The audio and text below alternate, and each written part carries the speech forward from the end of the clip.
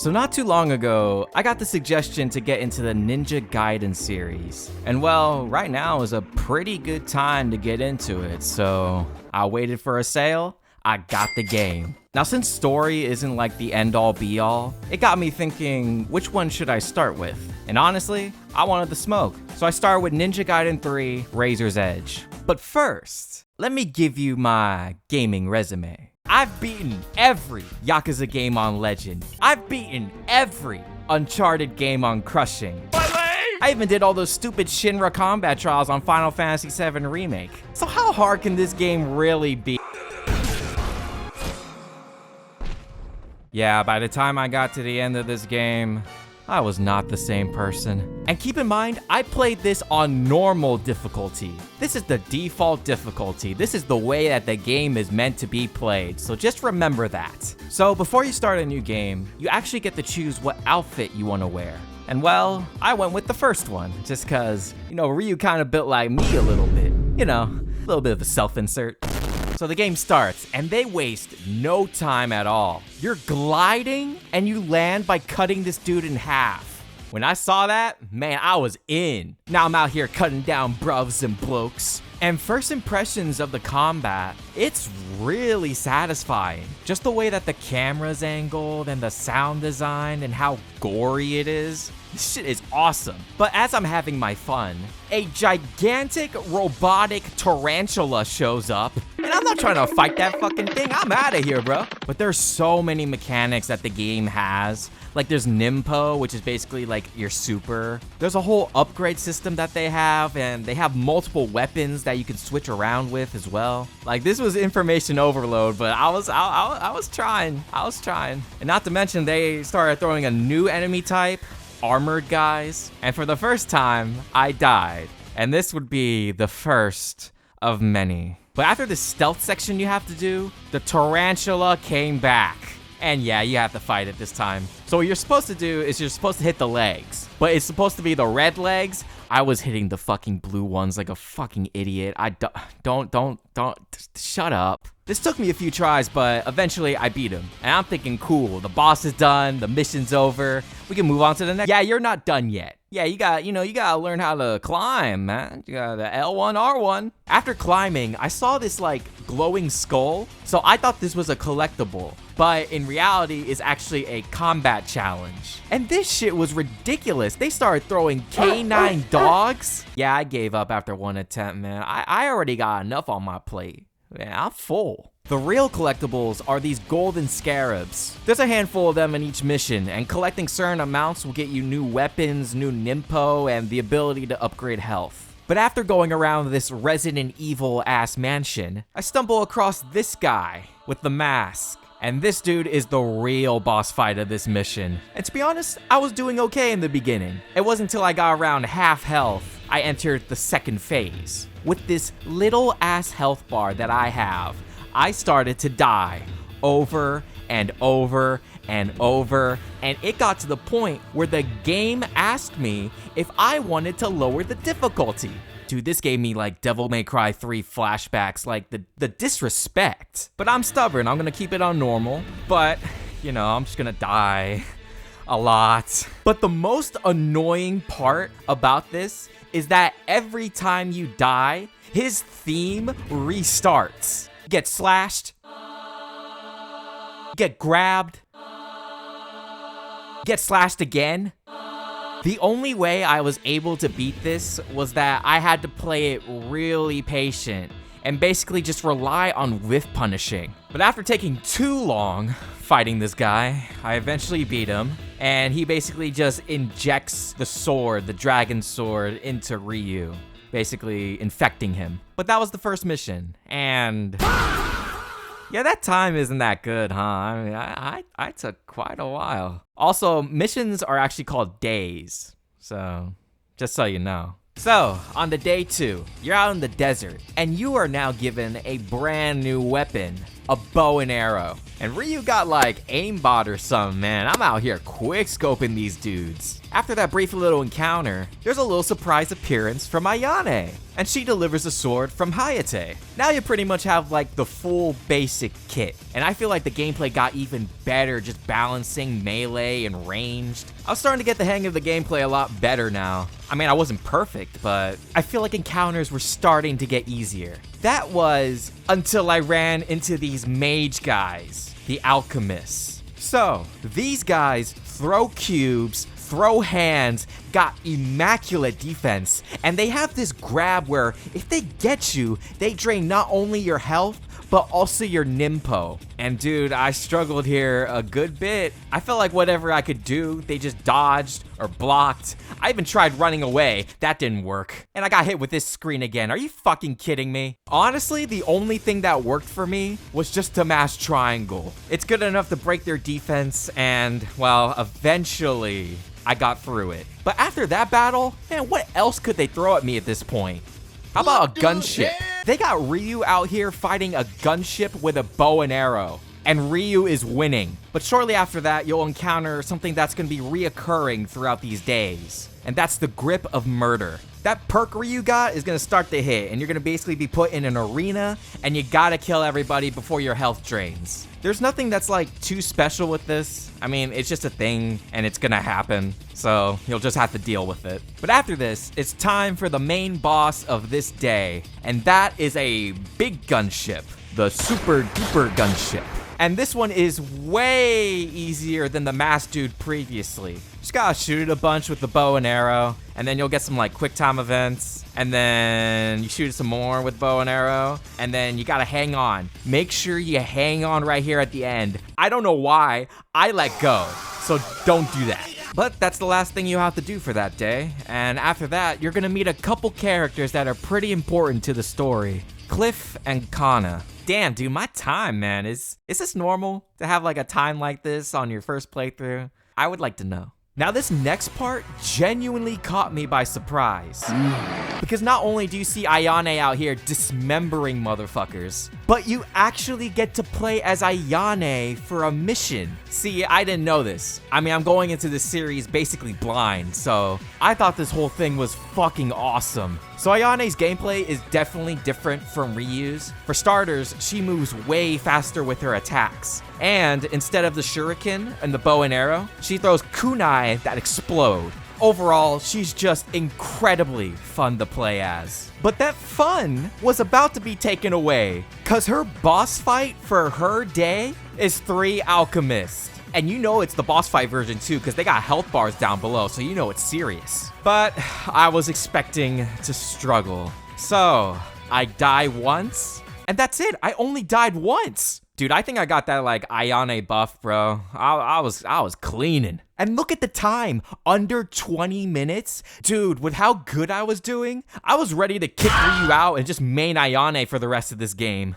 But you know it don't work like that. It's Ryu, it's day 3, and we're in the jungle. And everything was pretty much business as usual here until I run into what the fuck is this thing? Like, we're not even gonna acknowledge that a bunch of purple demon dragons just showed up on the battlefield. Because after this, a bunch of just regular guys show up, so I guess this is normal here. But after this, out of straight desperation, they just straight up try to bomb Ryu. But they don't know about the slide tech.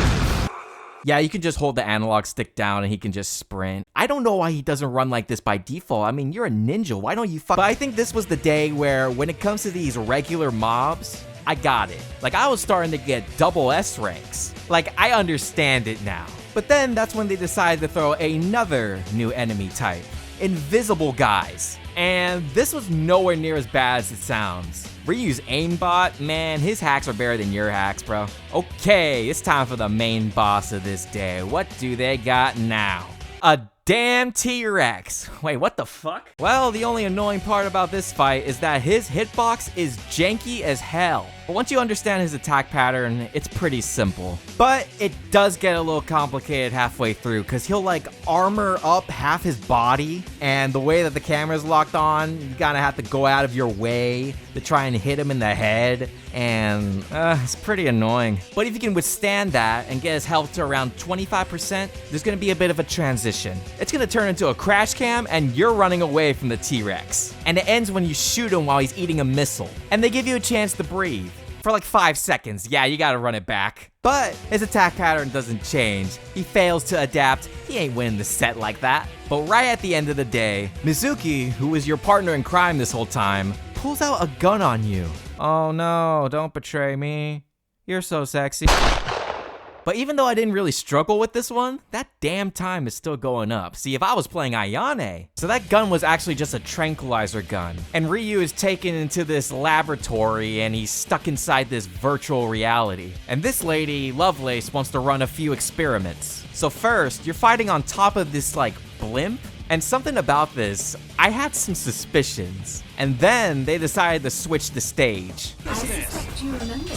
Yeah, these are areas from the previous games, but I haven't played them yet. But hey, I actually do recognize this stage though. This is Sky City Tokyo from DOA 5. Alright, we got some stages from the previous 2 games, but what could the next one be? Oh, you're shitting me. Yeah, this was not the kind of nostalgia I was looking for personally. I didn't need to fight this guy again. But if you get through the PTSD and get his health low enough, instead of a second phase, you actually break out of the simulation. Now the goal is to rescue Kana. Oh, cause yeah, they kidnapped her. I should have mentioned that earlier. So everything was going good for a while until I went into this room. And now we have another enemy type. These like experiment looking things. They move really slow and low-key they're pushovers. But they do got a hit stick though. And I don't know where they got that from. I guess they injected them with damn Madden the hit DNA. stick. But this new enemy type was like easy. A little too easy. And yeah, I was right, because shortly after, they start to mutate into Chimera. And there's 2 types you have to deal with. First one are like these snake guys. They dodge a lot, they throw range shit at you, and they like to grab spam. And the second one are these big linebackers. They're fucking tanky, they're big, and they like to grab spam. The only thing that worked for me was just to take my time and slide around and constantly use the bow and arrow. It took a while, but it worked. Then they decided to change the environment. Now you're on this like acid floor, so now you're gradually taking damage over time. But man, I sleep on this damage. This shit is so insignificant. What matters is I have room to move around in, so I can still stick with the same strategy. But after this, oh man. Because now they want you to fight these guys in this little ass corridor. This was one of the worst fights I had to do in this game. Dead ass. It just felt like there was an endless supply of Chimera that just kept on coming and pause. And I don't, why did they do this? I just kept getting grabbed. I kept getting killed again and again. And oh my God, not you again. I was fighting for my fucking life and I got by. Barely. Even just talking about it, I'm just so done. But the job's not done yet. We gotta save Kana first. After another Grip of Murder segment, well, there she is. Just chilling. Oh, and Mizuki's right there too. Hey, you know we gotta save her too, man. That's the Huzz. So this next part's kind of weird. So you gotta like carry Kana and then walk at the same time. And then there's gonna be like quick time events that are gonna happen in between, right? And once you're done with all that, there's gonna be a save point. The issue is I walked right past it. And I thought I can just put Kana down, walk back to the save point, and then save. No, you can't do that. You're not allowed to walk backwards in this. And the timing couldn't be any worse because now it's time for a new boss. So Lovelace and Mask Dude are trying to make a new god. And then Mask Dude just decides to let Lovelace be the last ingredient. Honestly, he should have just done that way sooner just for that damn haircut.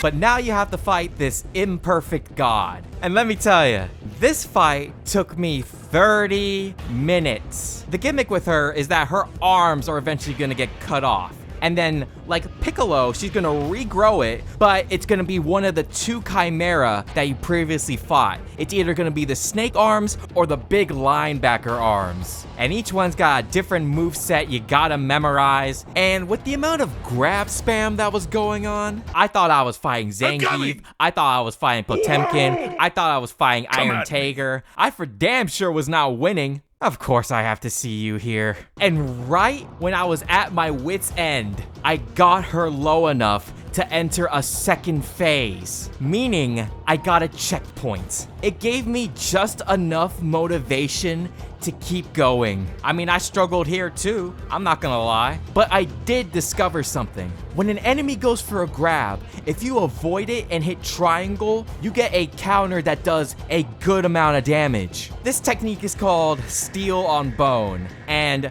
honestly, every time I've done this previously, it was on accident. There was probably a tutorial on this, but man, I'm playing Ninja Gaiden right now. You think I want to read? But with this newfound knowledge, it gave me the tools necessary to finally beat this fucking boss. The laboratory's about to go under, but I don't give a fuck, man. Get me out of here. 37 minutes? I wish this took 37 minutes. So anyways, on to day 5. Wait. Pause it real quick and go back. Let me see if I saw that correctly.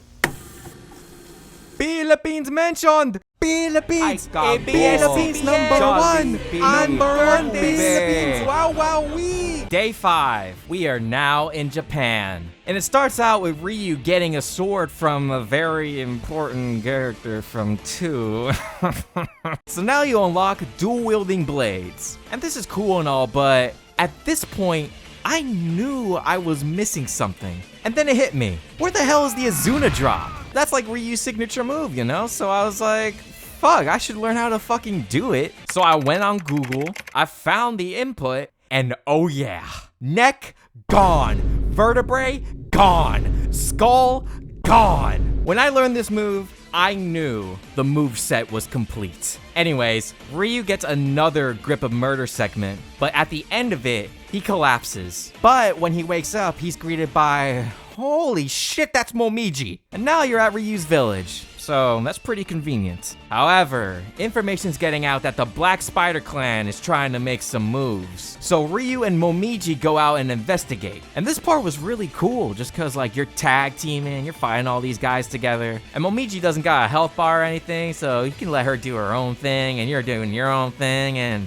it's chill. Well, it was until I don't even know what this is. It's just a gigantic demon goddess lady who just popped out of nowhere and now you gotta fight it? Like, this shit was something from, like, God of War. This took a turn. So the way you fight her is that there's a bunch of zits on her, and you don't got a pimple patch, so you just gotta cut that shit. And you get a couple quick time events every now and then, and pretty much that's it. This fight was definitely more of the spectacle of the whole thing instead of the difficulty, which is fine by me. Honestly, I didn't mind that. Hey, can the rest of the days be like that one? That was easy. No. Let's go, day 6. We are now in Antarctica. And now Ryu has to infiltrate the bad guy base, the LOA base. There's a little bit you have to do outside, but once you start to head in, you're pretty much fighting creatures exclusively. Chimera, purple demon dragons from before. There's this door handle that you're fighting, and then once you kill it, it then evolves into a creature with a scythe and spider legs. I don't know what kind of evolution this is. If I knew this ahead of time, I would have brought a Everstone. But you're basically doing this the whole day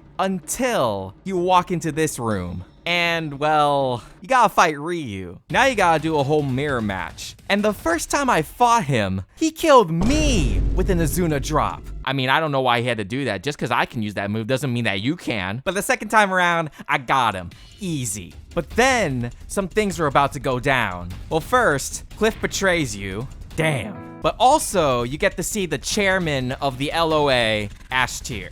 And the two of them have blood relation to Kana, and Kana got kidnapped again. You hate to see it. But Ashtir has like powers, and he can control Ryu's curse. So what he decides to do is that he takes some of that energy from Ryu's arm, and he resurrects the other Ryu and powers him up as well. And now you have to run it back. And this was another boss fight that took me 30+ minutes. One of the reasons for this is that he can now swap weapons. He now has access to the talons and the scythe. The talons were the hardest ones to deal with just cause it felt like he was plus on everything. There just wasn't any opening at all. The scythe wasn't as bad, but the damage you take from this, ridiculous. And you know how in like previous bosses, you had that like second phase checkpoint? Well here, no. You gotta do it all in one go. Yeah, you already know I died a dozen times trying to fight this fucking guy. Do you want to lower the difficulty? Do you want to lower the difficulty? I think you need to lower the difficulty in order to continue playing. Do you want to? The only way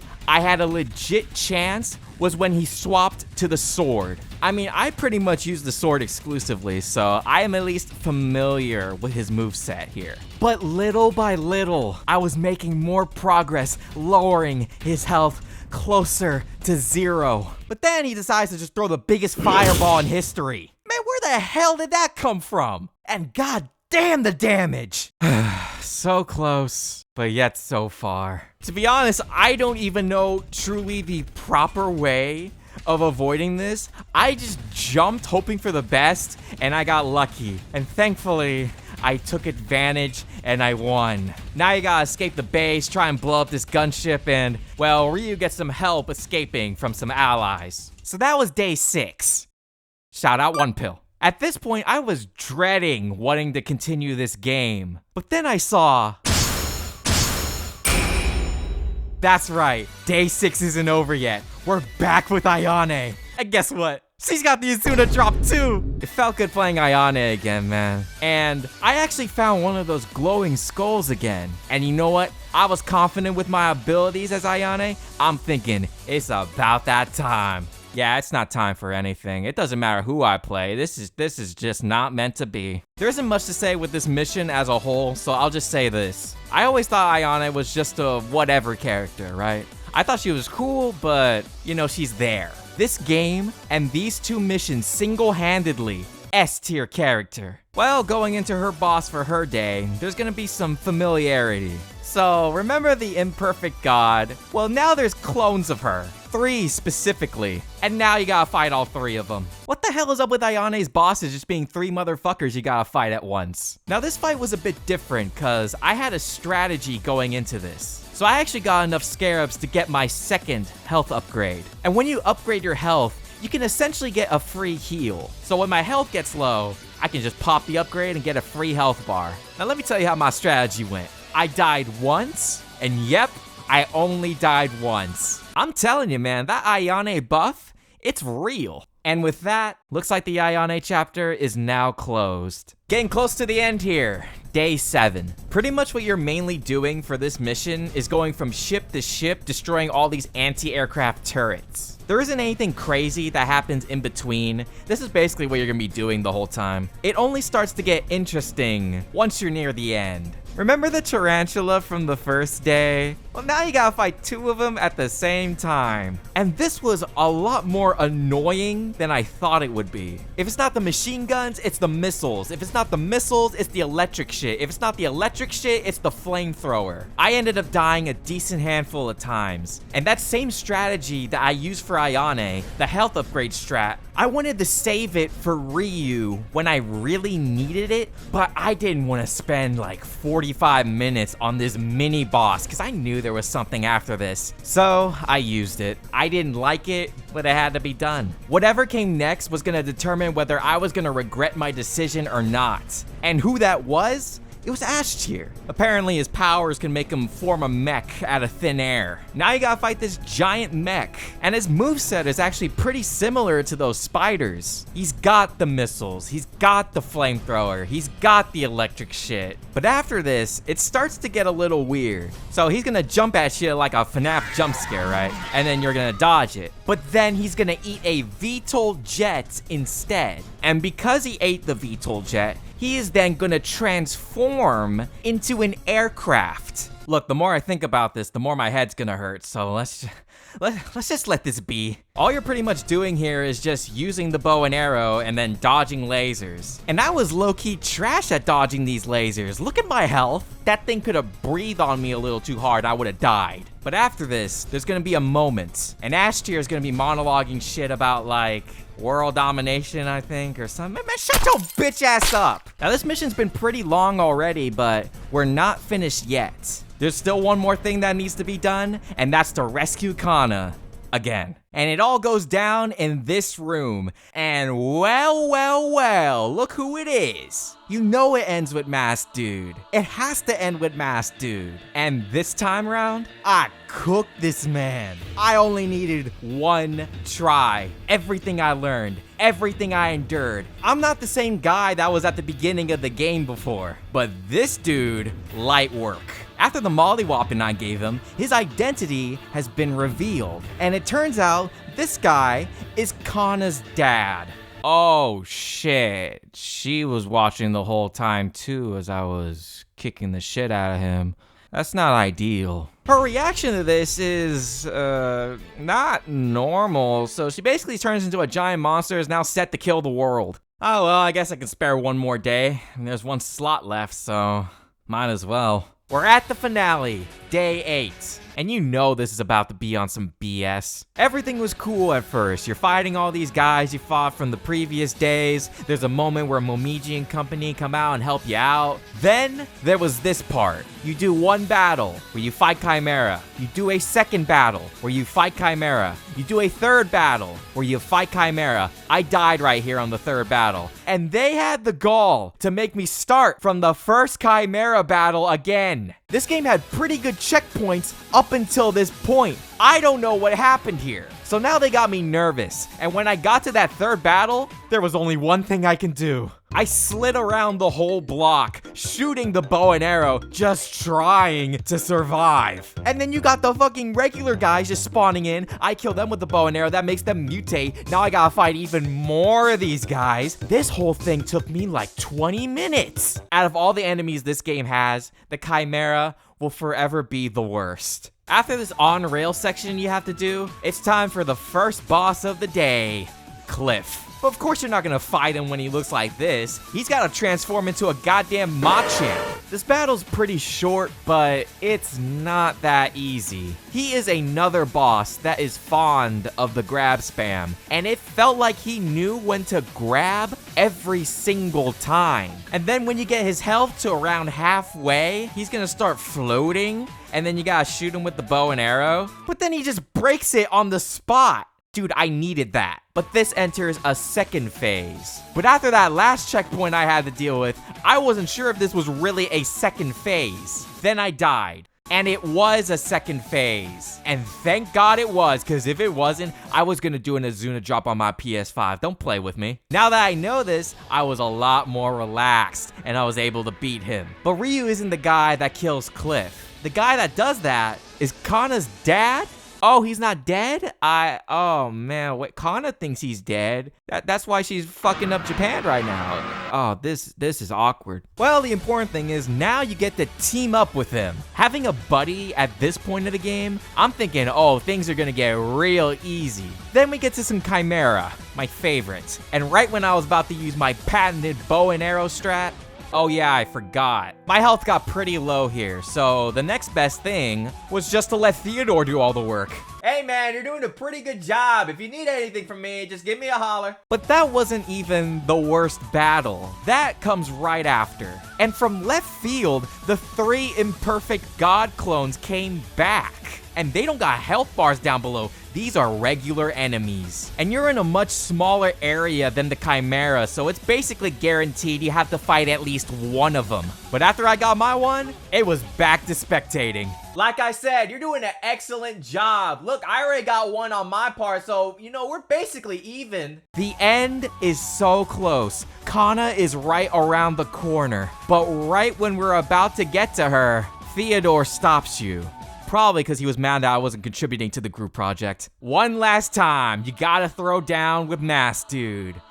Unmasked Dude, Theodore. And off the rip, you're gonna notice that the damage you do is a lot. But the catch is, the damage you take is a lot more. So I played it extremely patiently, waiting for specific moves in particular to punish. But once you beat him, he removes the curse that he put on Ryu the first time they fought. And now, there's one last thing that needs to be done, and that's to stop Kana. And I'ma be so real, I wanted this fight to be scripted as fuck. I've been on this day for well over an hour at this point. I just wanted to take it to the finish and go home. And the first thing you do, you cut her down and take half her health. And I'm thinking, yes, I don't give a shit that's anticlimactic as fuck. I'm trying to...